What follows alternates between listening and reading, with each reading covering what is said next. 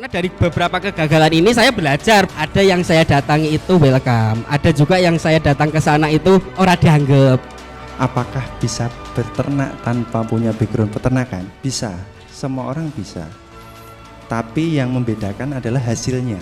Jadi buat teman-teman jangan sampai pesimis gitu, karena memang dunia pekerjaan di peternakan ini sangat luas. Kita itu punya hak untuk sukses, kita punya hak untuk menjadi lebih baik gitu. Makasih Tuhan buat yang kau sediakan, membuatku jadi juara. Baik, assalamualaikum warahmatullahi wabarakatuh. Apa kabar juragan? Wah, ini yang hadir di sini juragan semua ya. Amin ya. Jadi kita jumpa lagi hari ini di program Juragan Desa. Nah, apa sih sebenarnya juragan desa gitu ya? Kita kan sering dengar nih semua dipanggil juragan. Tapi biasanya yang kita panggil juragan itu kan biasanya pedagang, gitu ya. Nah, hari ini kita sudah kedatangan 3 orang narasumber. Salah satunya ini adalah juragan kita, gitu. Tapi ini juragan yang berbeda ya, teman-teman semua. Jadi juragan di sini konsepnya atau dia berawal dari peternak. Nah, nanti kita gali dari Pak Santoso. Jadi Pak Santoso ini adalah salah satu juragan desa yang berangkat dari peternak. Kira-kira gitu ya Pak Santoso ya. Sehat Pak? Alhamdulillah. Alhamdulillah. Jadi teman-teman, kita hari ini kita ingin sedikit mencari tahu begitu. Bagaimana sih awal mulanya Pak Santoso ya, bisa sampai jadi seorang juragan desa. Nah, karena ini bisa dibilang masih jarang gitu loh Pak. Karena selama ini kan kita berpikir jadi peternak ki masa depan suram. Bener nggak? Tidak. Enggak? Oh tidak loh, langsung dibantah sama Pak Santoso ya. Betul, jadi kita harus merubah mindset bahwa menjadi seorang peternak itu juga bisa menjadi seorang juragan. Nah monggo Pak Santoso, bagaimana sih mengawali usahanya, kemudian apa yang dulu menginspirasi gitu. Monggo Pak. Cerita saya punya semangat dan menjadi inspirasi ya. Jadi saya bukan mahasiswa yang pertama.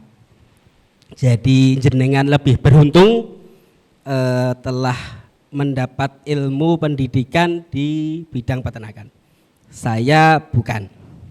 Saya memulai beternak sekitar tahun 2011-an. Dan itu bukan ternak saya sendiri. Jadi tanda kutipnya bukan punya saya sendiri, berarti itu lek ten desa jenenge nggaduh. Ada yang tahu nggih istilahnya nggaduh. Nggaduh itu berarti bagi hasil. Itu. Jadi saya bener-bener beternak wong ternak sing ora duwe modal. Ya ta. Jadi ternak itu tanpa modal bisa apa enggak? Artinya bisa, karena saya beternak tanpa modal. Modal saya, tapi modal saya besar Mas. Jadi saya enggak punya modal uang karena kambingnya itu dibelikan orang, jadi saya tidak punya modal uang. Tapi modal saya besar ketika itu saya jadikan uang. Contohnya saya punya 2 tangan yang sempurna, saya punya 2 kaki yang sempurna, saya punya 2 mata yang tidak cacat. Ini modal yang sempurna. Tanganku dituku 1 juta ora oleh hewan. Jadi ini modal. Selain itu berarti modal kita ya semangat gitu ya.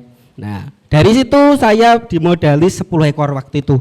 Jadi karena tanpa modal bisa, jadi adik-adik ini juga bisa nantinya gitu, karena saya tanpa modal bisa. Nah dari 10 saya dimodali 10 ekor waktu itu. Waktu itu saya di penggemukan, tahu nggih penggemukan? Saya dulu di penggemukan domba. Nah pada waktu itu domba jantan. Nah saya nol pengalaman, saya nol pengalaman tentang kambing. Jadi apapun nol. Jadi kambing yang baik seperti apa saya nol. Harga kambing itu berapa saya nol. Jadi saya benar-benar nol dari situ ya. Dari 10 itu saya benar-benar nol. saya hanya modal percaya kepada teman. Jadi saya ngasih uang sekian, belikan kambing, domba waktu itu, belikan domba, jantan waktu itu. Nah, sama teman ini dibelikan domba jantan dengan janji nanti kalau sudah gemuk saya panen. Gitu ya, 10 ekor waktu itu. Nah, targetnya waktu itu 3 bulan. 3 bulan harus sudah panen. Tapi karena saya nol tadi, sudah saya rawat 4 bulan ini belum bisa panen. Karena saya nol. Jadi saya nggak punya ilmu apapun tentang peternakan ini, nol. Baik tentang kesehatannya dengan pakannya saya nol sama sekali. Jadi ngertine waktu itu ngopeni wedhus iku cukup dipakani diritne selesai gitu loh. Tapi ternyata kan tidak seperti itu. Nah, tiba waktunya sudah waktunya kudune panen ini, temen yang tadi yang ngisi ini wis enggak ono. Hilang lah. Artinya enggak ada tanggung jawab. Nah, akhirnya saya jual kepada orang lain, pedagang yang lain. Saya masih ingat betul, 1 ekor itu harga belinya sekitar 900. Nah, ketika dijual itu ada yang lakunya cuma 600. Jadi saya rugi besar, apa untung besar? Saya rugi lebih dari 50% mungkin kerugian ketika ditotal dari nilai usaha. Nah, yang jarang mungkin dilakukan ini, saya nggak enak karena saya dimodali. Gitu. Jadi saya dimodali kemudian ini rugi, ini saya enggak enak. Saya enggak terus terang, saya enggak tahu apakah ini akan dibilang salah atau tidak, tapi yang pasti saya tidak berbicara jujur, saya tidak terus terang kepada si pemberi modal bahwa saya rugi. Saya hanya menyampaikan bahwa hasil dari domba di tahap pertama ini keuntungannya sekian. Tapi saya rugi. Saya enggak tahu apakah yang saya lakukan ini salah atau benar, saya tidak tahu, tapi itu yang saya lakukan. Jadi saya memberikan keuntungan kepada pemberi modal ini walaupun saya rugi. Nah, sama si pemberi modal ini karena diberikan keuntungan kan tergiur nih Bu. Saya ditambahin modal. Jadi tadinya awalnya karena dia dapat untung kan, 1 kali dapat untung, terus kemudian kan pasti tergiur nih. Waduh, untung juga gitu kan. Saya diberikan tambahan. Nah, tambahan modal ini antara saya terima dan tidak, ini waktu itu juga jadi dilema. Nek tidak saya terima modalnya tinggal sedikit, tapi kalau saya terima kemungkinan gagalnya besar juga gitu. Tapi pada waktu itu semangat saya cuma satu. Ketika kita mau berusaha, gagal itu pasti ada masanya. Jadi tidak mungkin kita akan gagal terus ketika kita mau berusaha mencari tahu kesalahan dan kekurangannya kita di mana waktu itu gitu. Akhirnya ya wis tak niati tak terima. Nah, jadilah ke berikutnya tahap kedua, masuk lagi dari 10 jadi 20. Nah, dari 20 itu ternyata alhamdulillahnya setelah jadi 20 itu saya masih rugi lagi. Mati 2 ekor. Sakit itu wis hampir setiap minggu. Sedangkan saya belum ngerti ngobatinnya piye. Tapi dari situ, nah ini cerita juga menggelitik ya. Jadi di tempat saya itu onone mantri Bu, nggak ada dokter hewan ya. Di desa itu onone mantri. Nah, mantri hewan itu cenderung obatnya ditutupi pakai kertas itu loh. Jadi kita yang nggak ngerti obatnya apa. Tapi karena biar jiwa, ya, iya, jiwa saya itu jiwa saya pengen ngerti itu ya rada usil gitu loh. Jadi coba tak cari tahu, oh apa sih jane obatnya gitu loh. Nah dari situ waktu itu, oh ternyata mau iku gitu. Dan ternakku tak uji coba dewi, artinya saya membeli obat itu, tak buat uji coba sendiri, tak suntik sendiri gitu ya. Karena tanpa ilmu waktu itu gitu kan. Nah di periode 2 yang gagal itu, kegagalan saya dari mana? 1 dari pakan saya belum benar. 2 dari perawatan kesehatan saya belum benar. 3 penjualan. Nah, penjualan ini kan butuh market yang jelas juga sebenarnya gitu ya, itu jadi pertimbangan juga.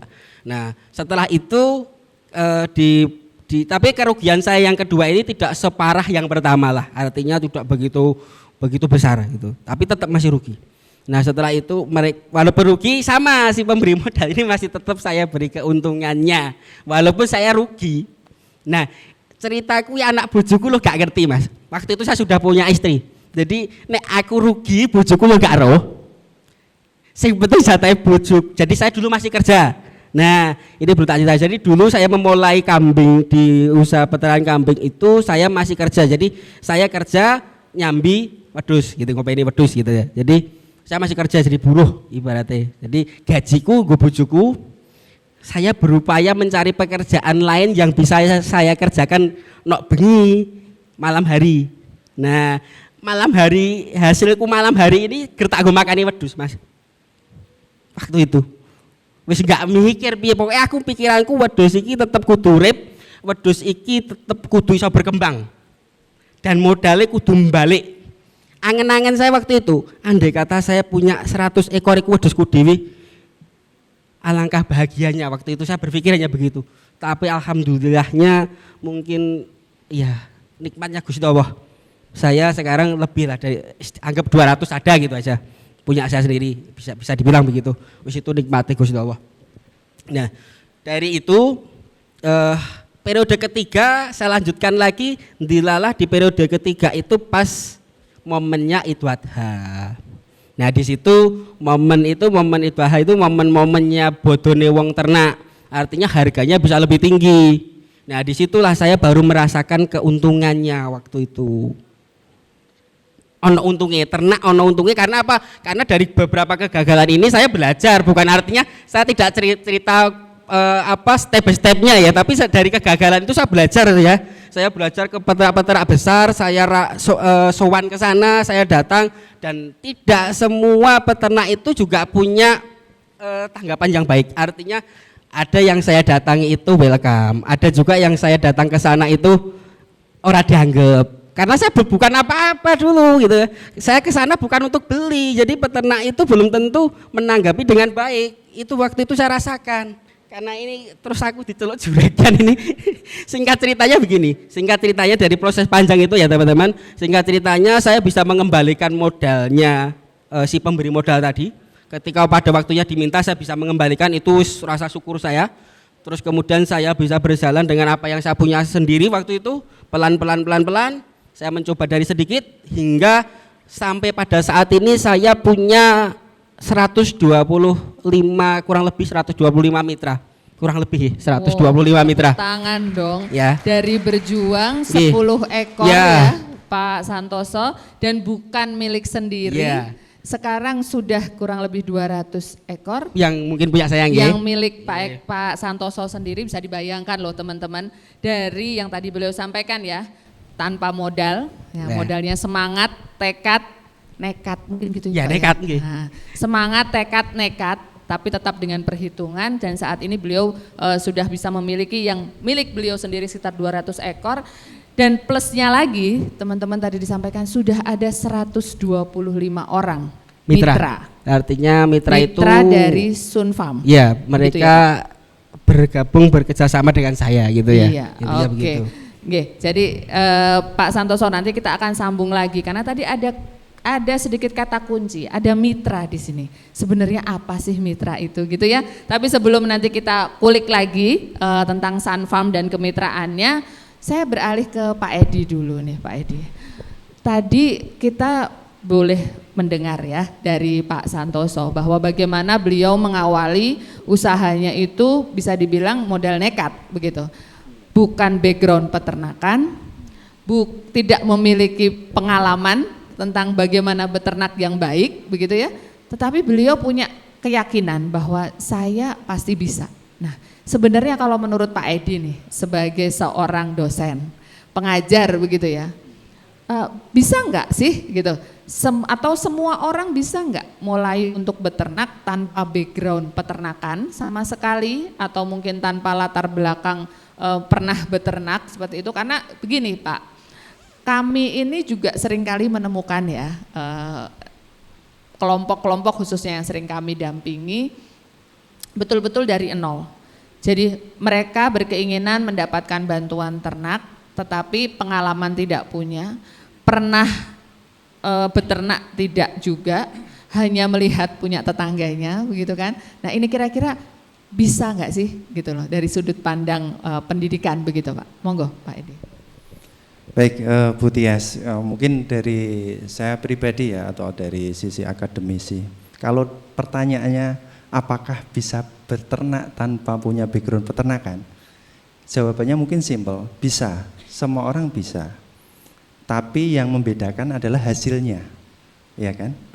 Tadi mungkin disampaikan dari Pak San, mungkin teman-teman di sini yang mahasiswa peternakan mempunyai kesempatan yang patut disyukuri ya, bisa 4 tahun mengenyam nanti pendidikan di universitas.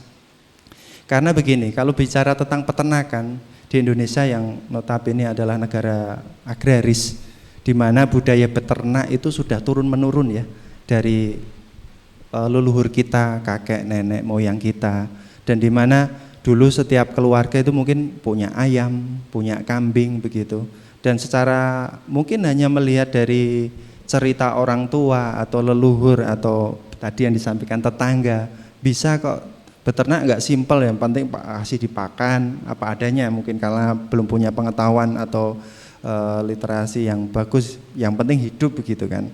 Namun memang kalau saya boleh dari ceritanya Pak San tadi, mungkin saya bisa merangkum ada 3 poin ya yang perlu dipersiapkan atau yang dimiliki oleh teman-teman generasi milenial, khususnya untuk mempersiapkan menjadi pengusaha peternakan atau peternak yang sukses. Itu ada 3. Yang pertama adalah mindset, yaitu dia harus punya mindset bahwa beternak itu tadi seperti yang Tejo ungu ya Bu ya, bahwa ternak itu sebagai sebuah komoditas dan juga sebagai sarana yang bisa meningkatkan kesejahteraan kita, bukan hanya ritualitas budaya yang hanya kita lakukan tanpa arah. Jadi harus punya mindset bahwa ini adalah bisnis yang mendatangkan bagi kesejahteraan keluarga kita. Terus kalau sudah ada mindset seperti itu, berarti beternak harus untung. Bukan karena hobi, bukan karena hanya status sosial begitu, atau hal yang lain. Jadi mindset untuk menjadi seorang peternak atau pengusaha peternakan, dia harus punya keuntungan yang bisa meningkatkan kesejahteraan keluarga.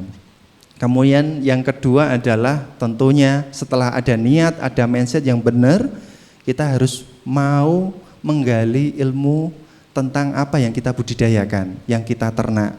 Salah satunya yaitu tadi bisa berkuliah mungkin di bidang peternakan. Kalau kita bicara di akademisi ini berarti Fakultas Peternakan dan Pertanian begitu. Betul, yang sudah diambil ini masuk S1 peternakan begitu. Di sana selama 4 tahun kita belajar semua hal di bidang peternakan, tidak hanya on farm. Sekali lagi saya bilang tidak hanya on farm. Budidaya tadi mungkin bisa saya sampaikan, kita belajar otodidak dari YouTube, dari tetangga, dari nenek kakek kita mungkin bisa. Tapi ada ilmu-ilmu yang tidak komprehensif, tidak utuh, yang beda kalau kita belajar dari akademisi atau di fakultas atau di universitas. Kita mendapatkan ilmu yang utuh dan lengkap tentunya. Jadi informasi yang misleading mungkin karena perkembangan media yang ada sekarang ini, oh beternak itu gampang, yang penting begini. Tapi ketika motivasinya lebih besar dibandingkan ilmunya, tak jarang para peternak yang sudah berjalan baru 1-2 tahun tidak bisa sustain atau tidak bisa berjalan dengan yang mereka harapkan.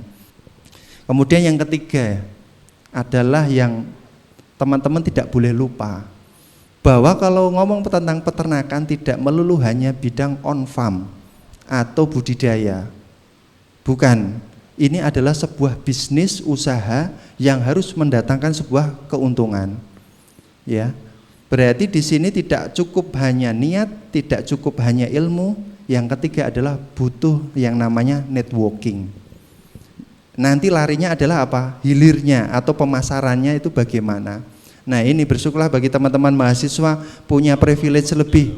Selama 4 tahun, selain mendapatkan ilmu pengetahuan di bangku-bangku kuliah, kita juga seperti di FPP juga memberikan kesempatan beberapa program, ada magang, kemudian kita menjalin kerjasama dengan industri Bu, Kemudian ketika ada masa antar liburan semester itu banyak dari mahasiswa yang melakukan kegiatan magang di peternakan, kemudian di industri. Di sana mulai terbentuk networking sejak mereka di bangku kuliah.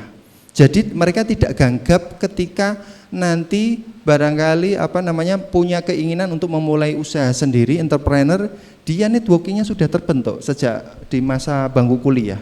Yang terjadi sekarang kan IPK bagus, ilmu on farm-nya bagus, tapi ketika dihadapkan di lapangan atau face to face dengan market, mereka belum siap untuk pasar mereka. Nah, ini mumpung di sini masih ada nama mahasiswa dan tentunya masih ada nama Undip yang tadi adalah nomor 1 di Indonesia, nomor 4 di Asia, bisa kalian manfaatkan privilege itu untuk menjalin networking sebesar-besarnya.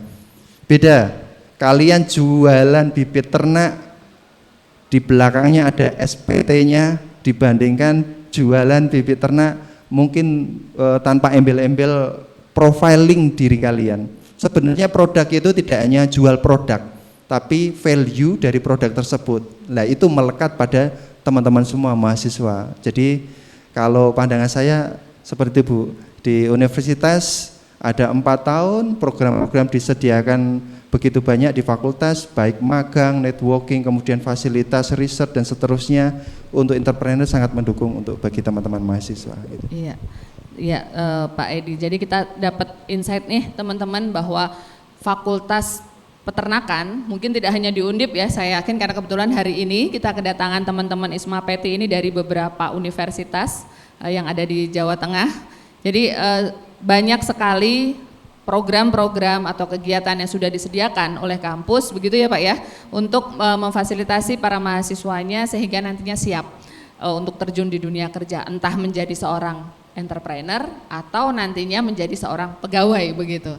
Tetapi tentunya di era saat ini kita harus mulai berpikir bahwa menciptakan lapangan pekerjaan itu menjadi hal yang lebih penting, begitu ya. Nah tadi kalau dari Pak Edi sampaikan bahwa belajar tentang peternakan tidak hanya tentang budidayanya gitu ya Pak Santoso ya. Ternyata Pak Santoso juga merasakan hal itu tadi kalau nggak salah beliau menyampaikan setelah menghadapi masalah dengan budidaya, beliau juga menghadapi kendala juga dengan pemasaran gitu ya Pak ya.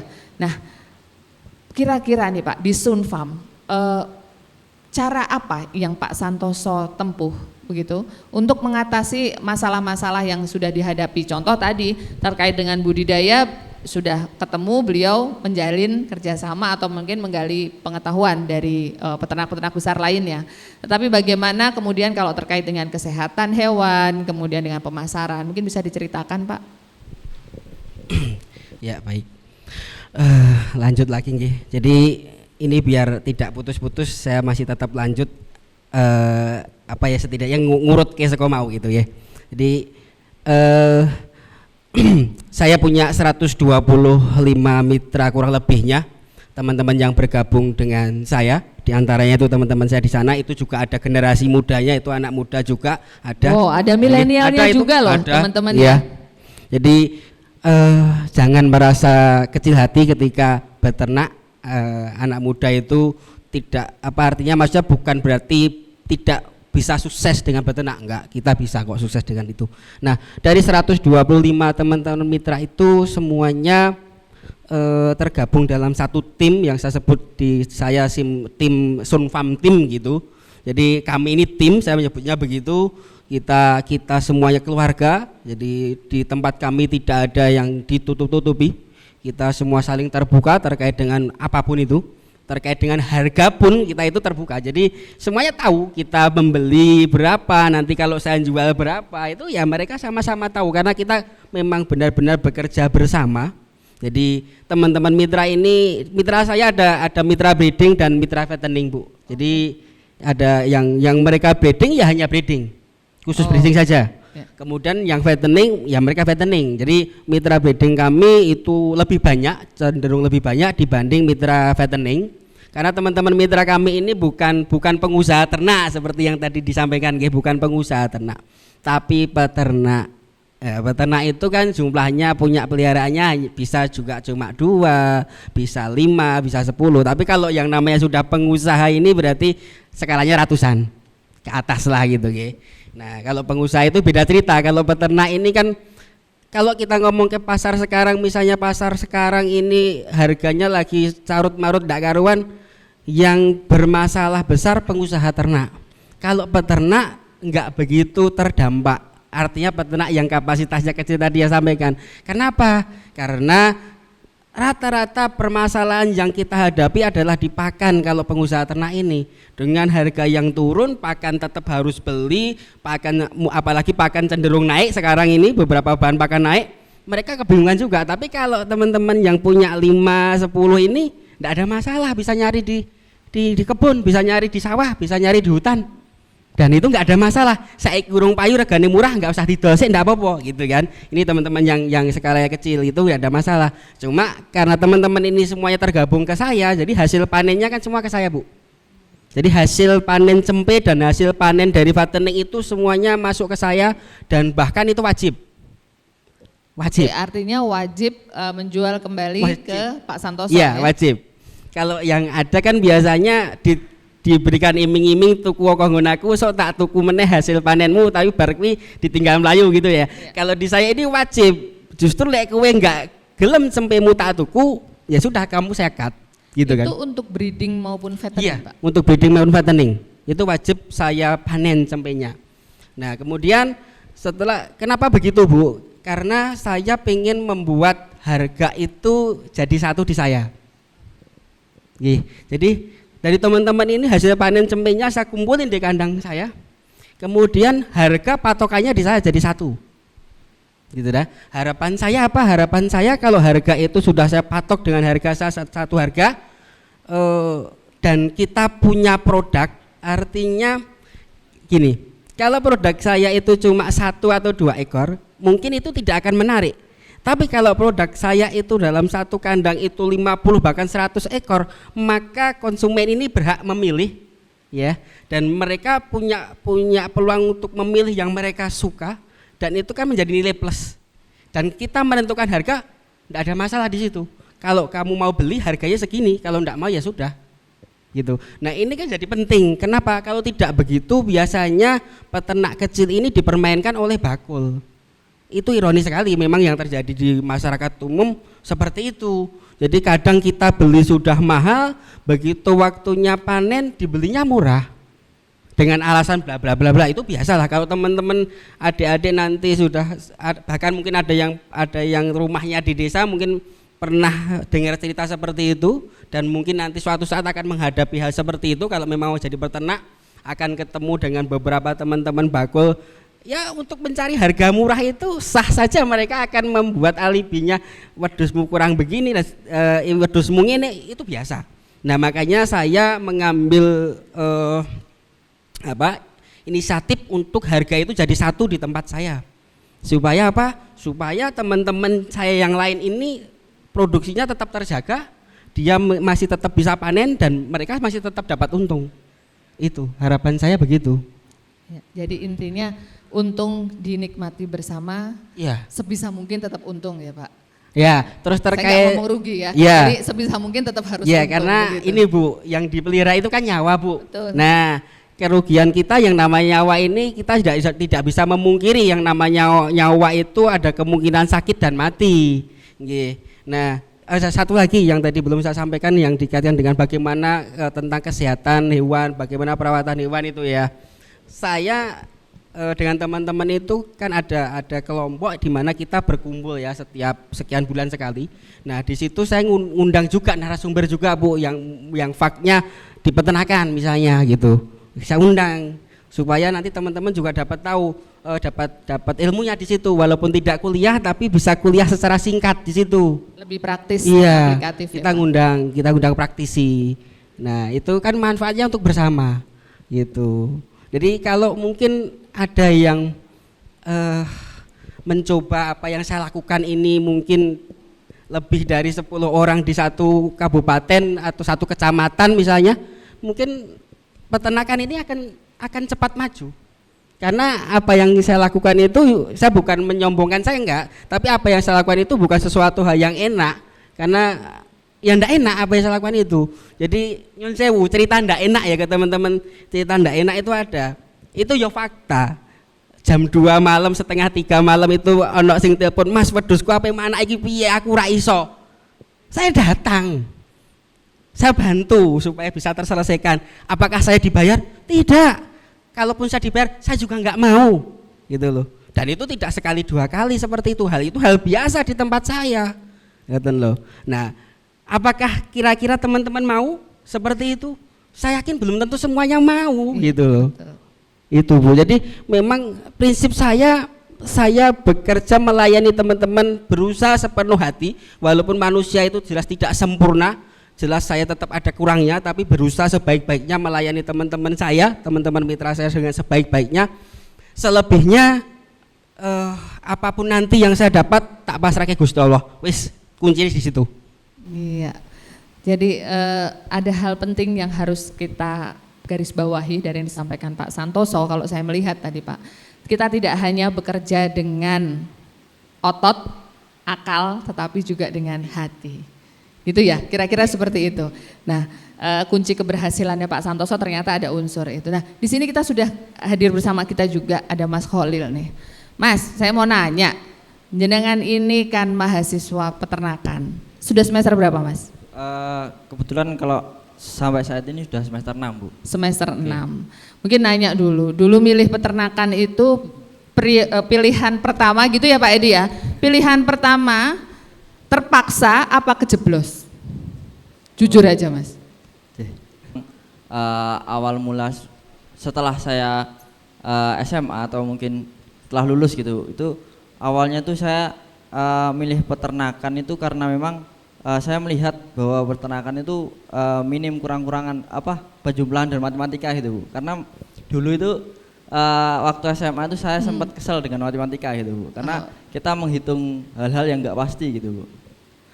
Karena nggak senang dengan matematika jadi milihnya peternakan. Iya betul. Pas dilakoni Mas jebule?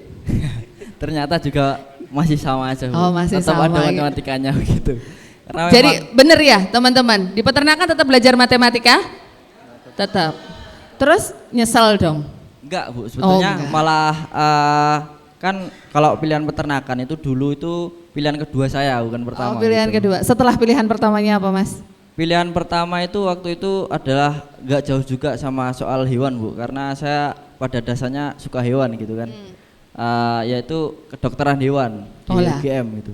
Sama dengan saya berarti, oke. Dari kedokteran hewan terus beralih ke peternakan. Tapi saya agak bingung sama statementmu Mas. Kamu nggak suka matematika tapi milih kedokteran. Benar nggak teman-teman ya?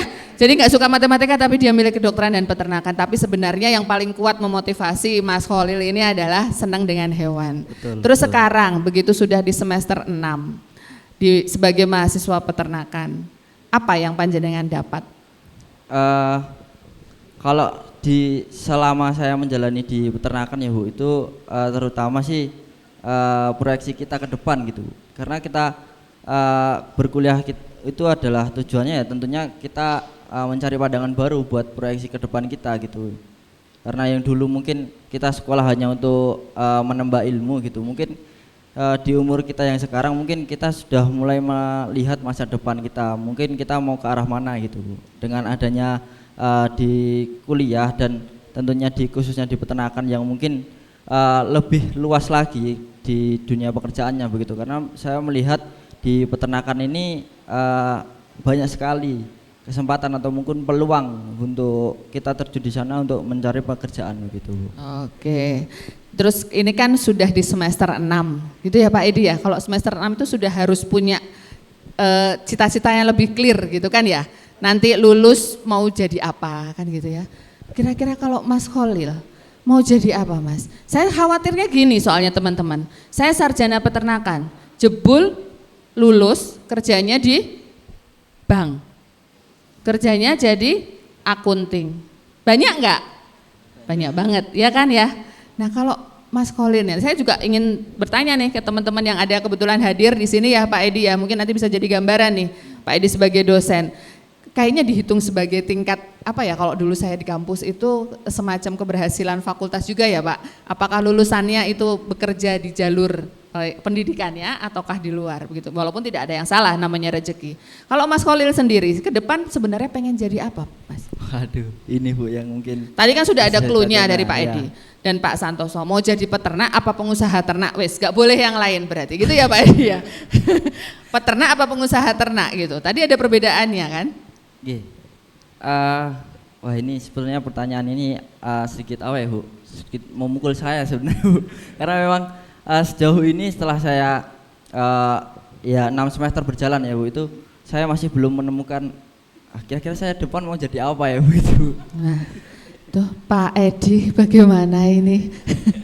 Jadi jangan-jangan Pak, ini saya tanya dulu kali ya ke teman-teman audiens ya.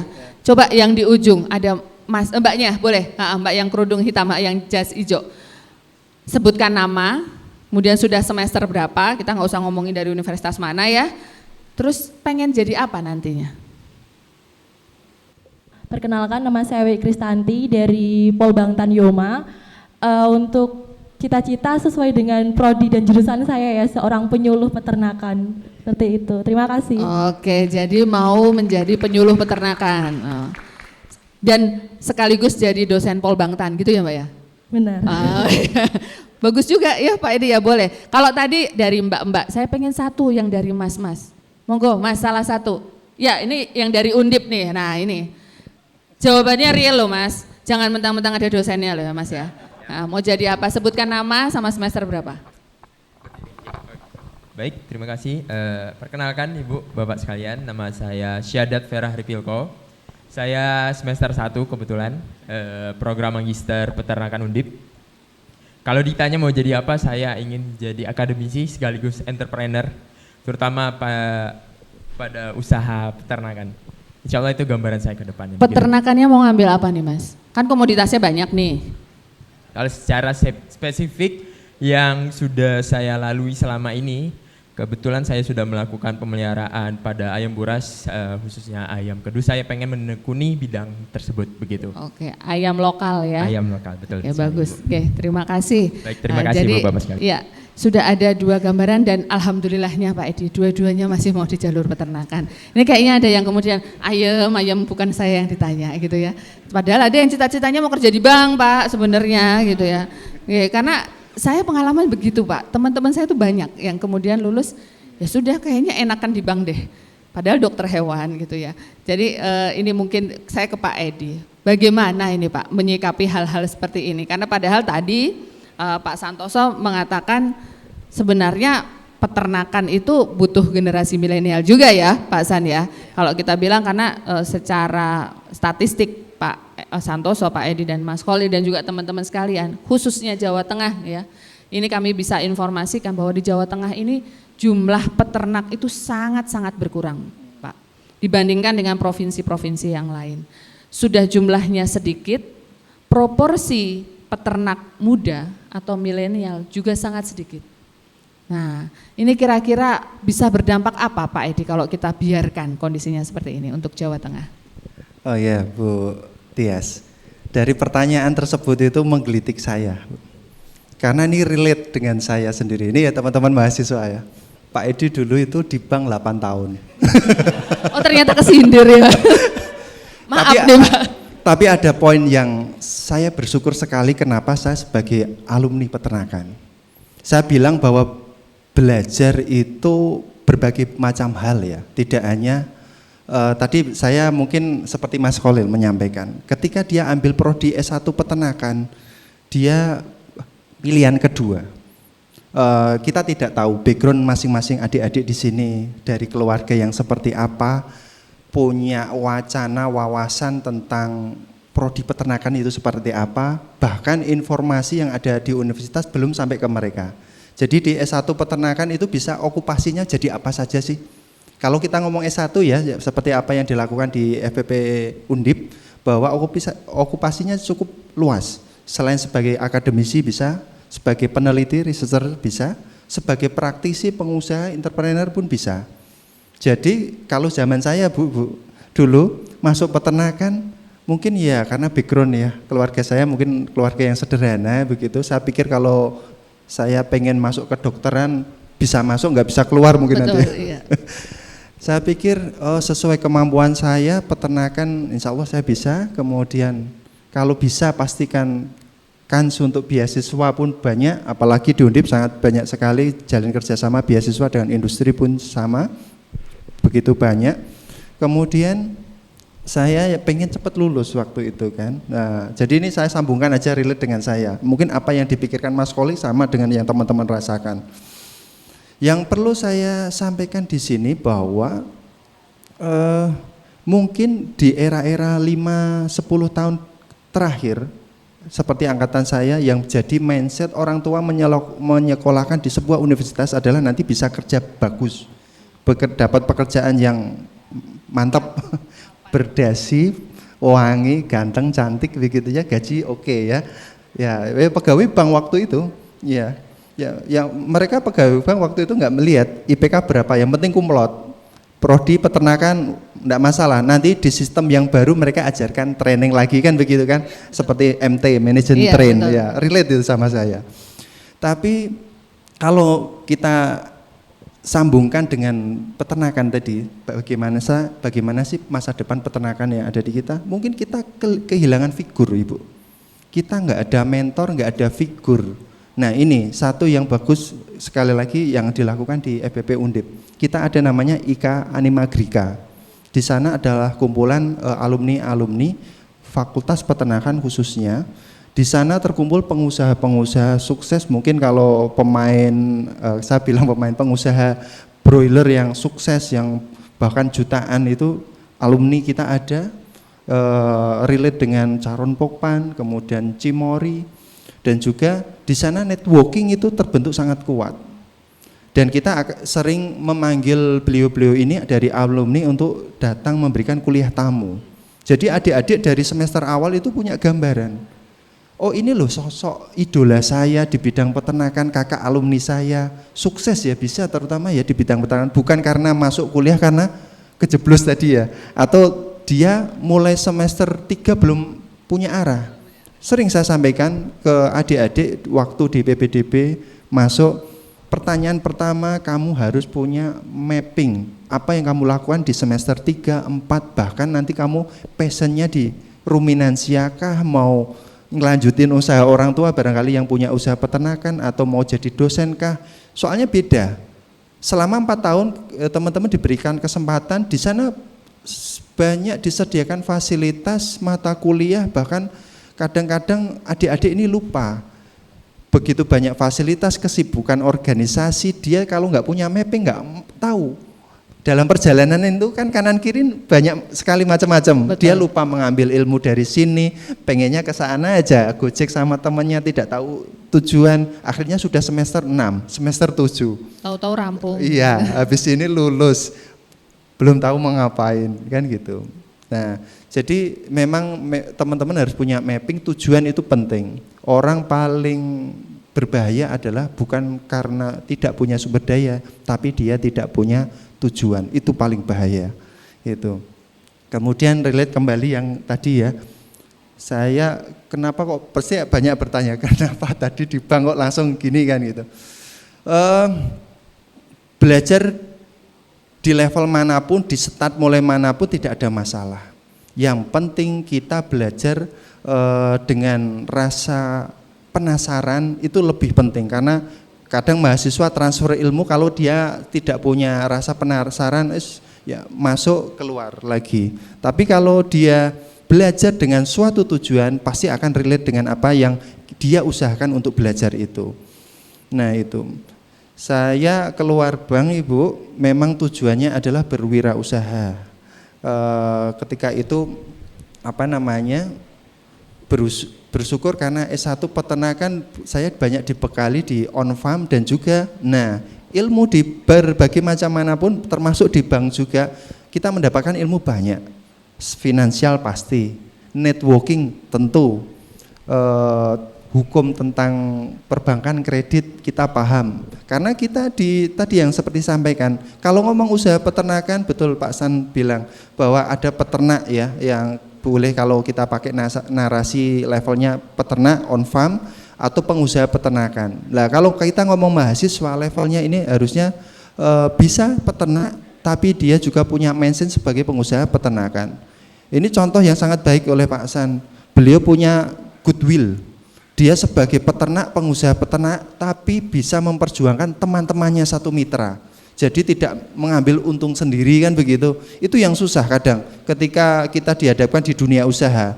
Pengen sugih dewe atau Untung teman-teman yang lain. Itu kadang kita dihadapkan di sebuah realita yang sangat sulit untuk dipilih. Gitu. Makanya di sini selama 4 tahun teman-teman on farm-nya sudah khatam, sudah bisa. Networking-nya sudah terbentuk. Nah, tinggal ketika lulus dari peternakan nanti teman-teman bisa mengaplikasikan yang ada sudah didapatkan di universitas. Kan sering nih banyak teman-teman yang ekspansi di bidang peternakan sayangnya bukan dari yang peternakan. Ya, betul, banyak sekali. Ya, Pak. karena mayoritas yang terjadi adalah kalau usaha itu kalau menurut saya ya 75% didominasi oleh bisnis. On farm adalah bagian dari operasional. Makanya teman-teman yang di luar peternakan kadang mereka mempunyai pengetahuan, experience di luar peternakan yang masih sekup area bisnis, dia paham bisnisnya, on farm-nya meng-hire teman-teman yang jadi peternakan. Makanya saya tidak pengen teman-teman di sini menjadi operator atau bahasa lebih kurang terintimidasinya adalah buruh ternak gitu. Jadi mindsetnya harus lebih tahu. Buruh ternak bukan berarti tidak baik, artinya teman-teman di sini bisa mengkonsep membuat SOP di skala operasional berjalan dengan baik, seefisien mungkin, tapi kalian juga punya wawasan yang lebih luas sebagai usaha yang bisa mensejahterakan keluarga dan komunitas. Begitu Bu. Iya. Nah, kalau tadi Pak Edi sudah menjelaskan panjang lebar ya bagaimana pengalaman beliau. Padahal sebenarnya saya juga sendiri Pak. Saya seorang dokter hewan yang pernah menjadi akunting juga gitu ya. Tapi alhamdulillah saya kembali ke jalan yang benar begitu ya. Jadi setiap orang pasti ada perjalanannya. Nah, saya kembali ke Pak Santoso. Pak, di sini kan banyak nih adik-adik mahasiswa ya. Kira-kira kalau dari Sun Farm dan juga Sun Farm Team ini terbuka enggak untuk teman-teman atau adik-adik mahasiswa ini menimba ilmu secara praktis, tapi mungkin tidak hanya soal budidayanya, mungkin ya kalau dari sisi budidayanya banyak sekali tempat yang bisa diperoleh gitu ya, tetapi mungkin dari sisi bagaimana memanage sebuah usaha yang kalau kita bicara tadi yang disampaikan Pak Edi, pengusaha-pengusaha besar sudah banyak dihadirkan di kampus ya Pak ya, tapi mungkin teman-teman juga perlu melihat karena tadi balik kepada background keluarga, latar belakang keluarga di rumah yang mungkin dengan kekuatan kapasitas yang berbeda-beda, terbuka enggak untuk teman-teman mungkin dari entah dari universitas atau mungkin kita sekarang kan juga punya sekolah-sekolah kejuruan ya, pertanian, peternakan ini untuk belajar ilmu praktis dari Sun Farm dan juga Sun Farm Team.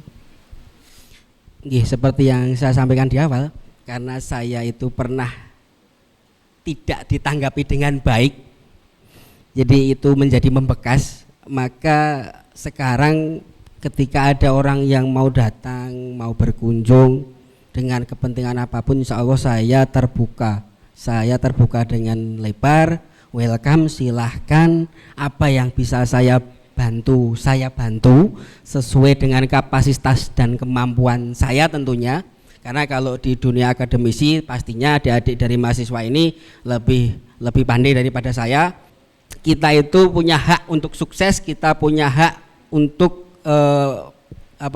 berkarya menjadi lebih baik gitu loh. Jadi ini menyemangati panjenengan. Jadi silahkan siapa saja monggo boleh ya, tapi itu tentunya sebatas apa yang saya tahu, yang bisa saya sampaikan. Karena pada dasarnya menurut saya yang namanya bisnis ataupun uang usaha itu yang pasti kuncinya satu, kejujuran teman-teman. Itu kunci penting, satu, kejujuran. Sampean ndak jujur sekali itu nanti mesti runtutannya efeknya akan panjang. Karena ketika sampean tidak jujur sekali, sampean akan membuat beribu alasan untuk menutupi kebohongan jenengan yang pertama gitu loh. Jadi kejujuran itu kuncinya yang pertama. Berusaha sebaik-baiknya jujur terhadap, apalagi mungkin seperti saya berhadapan dengan banyak orang gitu.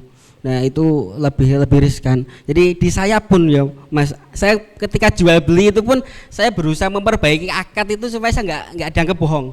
Jadi ketika saya jual kambing teman-teman ya, betina itu ya, saya mesti nggak mau diakati bunting. Saya nggak pernah mau. Akadnya sudah kawin, kalau sudah kawin saya mau.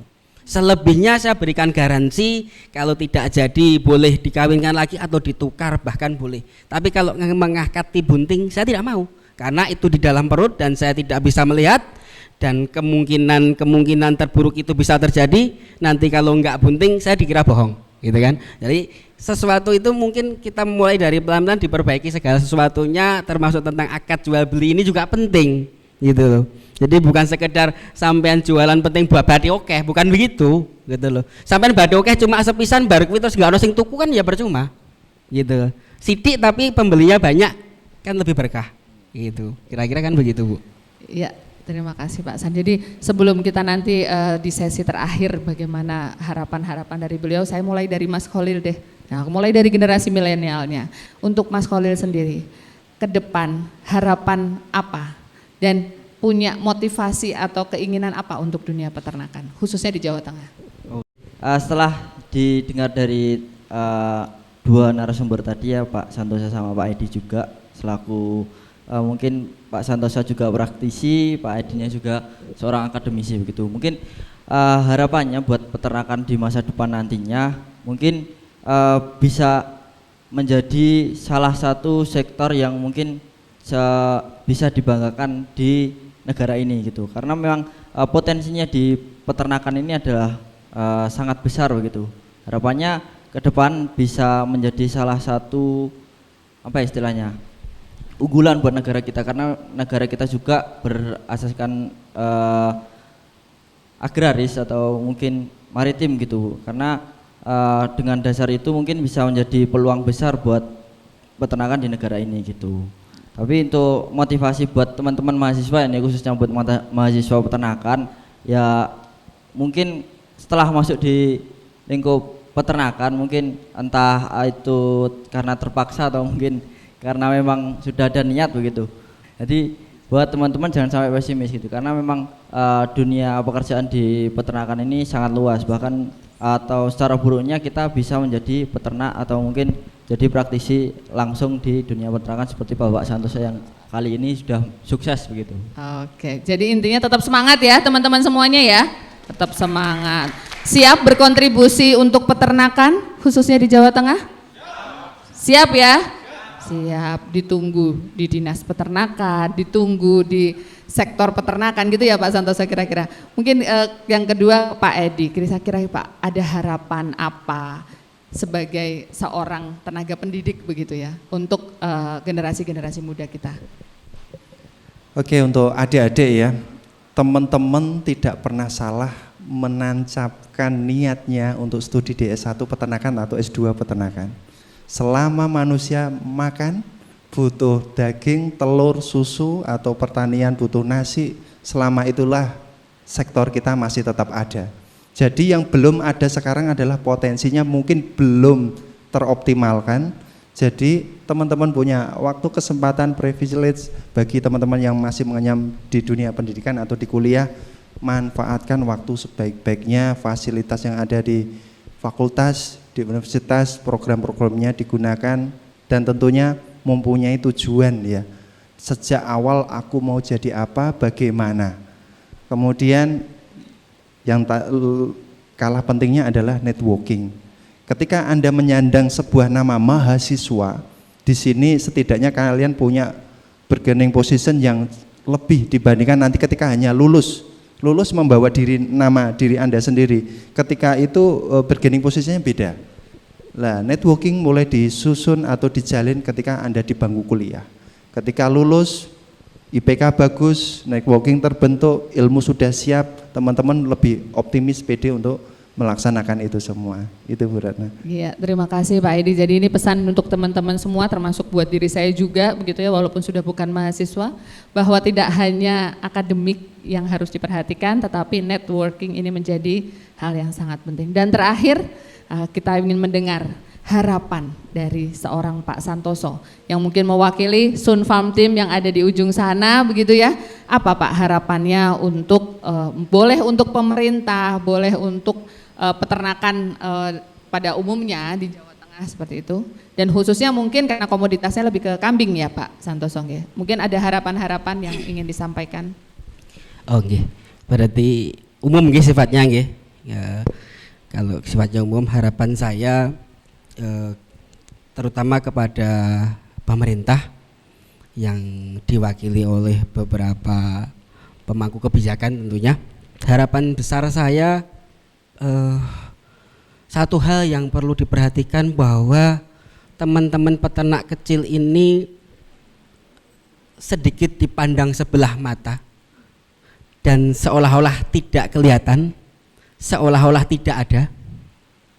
Padahal kalau kita mau benar-benar menyadari bahwa mereka ini sebenarnya penyumbang ternak, jumlah ternak terbanyak, itu pasti, saya bisa hampir pastikan. Kalau pengusaha ternak itu bisa dihitunglah berapa sih satu kecamatan yang ada.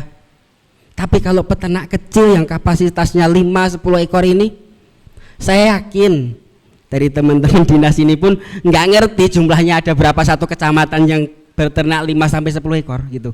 Dan mereka sebenarnya penyumbang jumlah terbanyak di negara kita. Maka dengan keberadaan mereka ini wajib kita berikan support, baik dalam bentuk apapun itu yang mungkin bisa diakses, mungkin lewat dinas atau lewat mana gitu ya. Seperti kemarin kita terima kasih sekali, kita dapat diinspektan waktu itu kemarin Bu, itu juga sudah saya bagikan ke teman-teman, saya distribusikan ke teman-teman. Nah, hal seperti itu mungkin akan sangat berguna, ataupun mungkin penyuluhan mungkin. Karena dinas pasti punya banyak dokter hewan banyak gitu kan, banyak punya praktisi ahli gitu kan. Nah itu pasti akan sangat membantu teman-teman peternak kecil ini, baik yang ada di Sun Farm maupun di tempat yang lain gitu ya. Nah di situ ketika peternak kecil ini mampu berkembang dengan baik, mereka mampu berkembang, mereka mampu menjadikan ternaknya lebih maksimal, yang tadinya 5 bahkan bisa jadi 50, maka secara tidak langsung mereka sangat berkontribusi sekali terhadap negara ini. Gitu Bu, kurang lebihnya itu yang mungkin harapan saya gitu. Matur nuwun Pak Santoso dari Sun Farm, Pak Edi dari FPP Undip, dan juga Mas Kholil dari ISMA Peti Wilayah 3, dan juga tentunya teman-teman juragan sekalian nih, teman-teman juragan dan calon juragan semua. Jadi jangan pernah patah semangat, dari peternak sangat mungkin kita menjadi juragan. Bukan hanya juragan di desa, tetapi mungkin juragan juga di kota. Oleh karena itu, kurang lebihnya mohon maaf. Assalamualaikum warahmatullahi wabarakatuh. Kayak di negeri kelahiran, mengapa